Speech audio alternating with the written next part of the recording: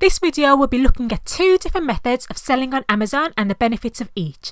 Retail arbitrage versus private label is something that divides the Amazon FBA community. I'll be looking at the benefits of each and saying which I prefer and why. I'm Emma Louise Hamilton from the Amazon Dream. Let's jump straight into it. Retail and online arbitrage is where you buy branded goods for a low price and resell it at a higher price. This could be branded goods like Lego, Andrex or Nike, for example. Private labeling is where you find a manufacturer, this can be in China, UK, USA or anywhere else in the world, to make a product for you. You then put your own label on it. In terms of products, retail and online arbitrage is cheap as the initial outlay is very low. It's absolutely free to list on Amazon, so the only thing you need is the money for the products. I have bought products for as little as £1 before in clearance sections and sold them on. With private labeling, you need to invest more. Although the price per unit may be cheaper than retail arbitrage, there is a minimum order required from manufacturers. So say you are ordering 300 pieces at a price of £3 each, that would equate to £900. In terms of timing, arbitrage is pretty much instant.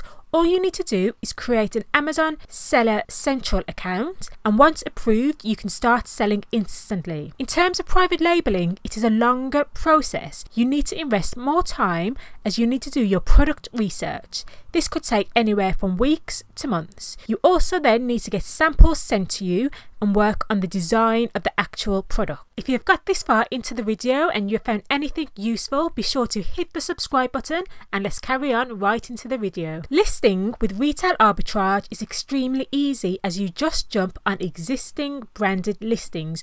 You do not need to create your own listing. With private labeling, you need to create your own listing and then you need to ensure that it gets in front of people so that they can actually purchase the items. And to do this, to get your listing seen and ranked, you generally need to use pay per click. Click is when you pay for your items to appear at the top of search results.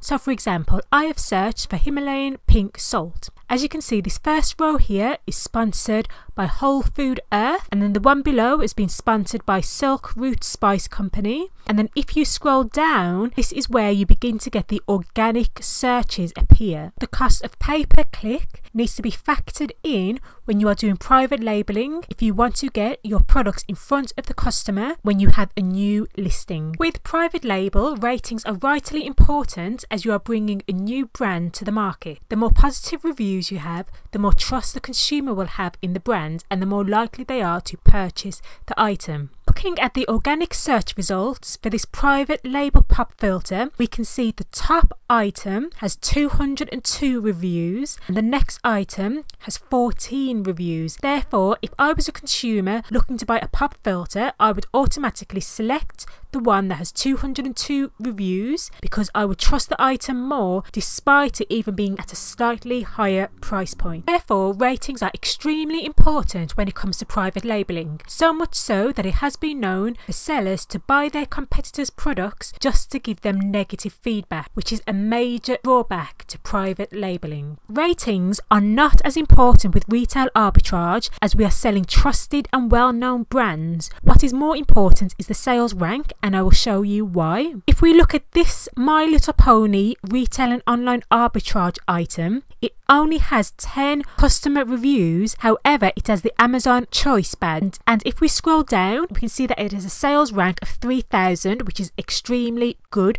for its category of toys, and the green line indicates the sales for this item. And as we can see from all the dips, that this item has been selling extremely well in the last week. Therefore, this demonstrates if you have a retail arbitrage product, the rating is not important, but what is more important is the sales rank and the number of items the product has been selling. With retail arbitrage, the competition varies depending on the listing. However, as we are selling well-known brands, the demand is already there. Downside, but also the upside to retail arbitrage, is the buy box. It is an upside because if you have the buy box, which is just here, where most of the sales on Amazon happen, it means that you will sell more items. However, if you do not have the buy box and you are one of the 31 sellers listed here, you have less chances of selling your product. A big plus of private labelling is that you should be the only seller on your listing, meaning that you should have the buy box. As we know, private labelling is very competitive and you will have sellers trying to hijack your listing. Going back to our previous example, the InnoGear pop filter, I can tell that this is a private label product, but I've put this through BuyBot Pro just to be sure, and as we can see here, it says private label likely. Therefore, as this is a private label item, there should theoretically be only one seller on this listing. However, we can see here that it says 2 new. Once clicked into the listing, we can see one of the sellers is InnoDirect, who are the private labeler themselves. However, we have someone here called Alexandra Rants, who is listing the item at $29.99, have just launched, and they are actually hijacking this listing. So I suspect what InnoDirect will do is report this seller to Amazon so that they will be the only seller selling this product themselves. With arbitrage, no marketing is needed. However, with private labelling, you will need to market the product down to the look and feel of the item. We also need to work on the listing, ensuring that you are using keywords so that eventually it will appear organically in searches. Pictures which appeal to the customer also need to be worked on,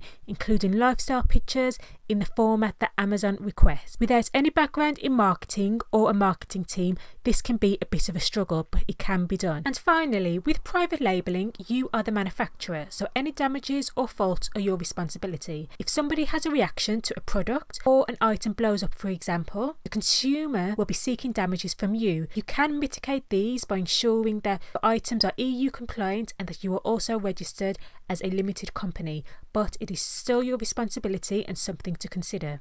In terms of retail and online arbitrage, I would say there is no risk, but you can never say never. Therefore, I'm saying there is a minute risk of a consumer claiming damages of the reseller. However, this is unlikely as they will mainly go to the manufacturer. In addition, if you have any faults with the item, you will be able to return these back to the retailer if you have the receipt.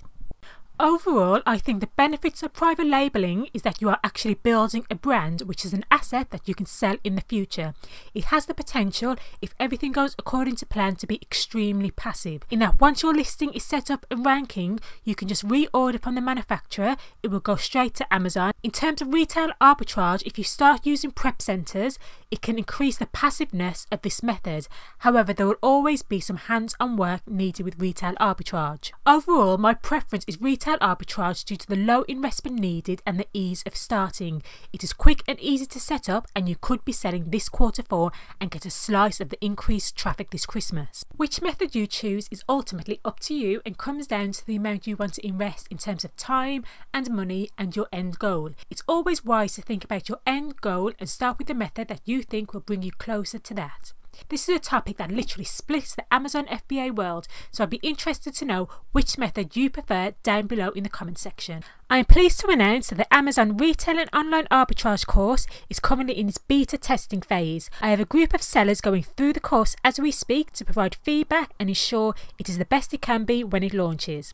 The launch date is the 1st of November 2018, meaning anyone who wants to sell this Q4 in the run-up to Christmas can. The course will take you from a complete beginner to making your first sale on Amazon. You can sign up as an early bird student via the link below, and this will entitle you to 50% off the course when it launches. I've been Emma Louise Hamilton, and thank you for joining me. I'll see you in my next video. Bye for now.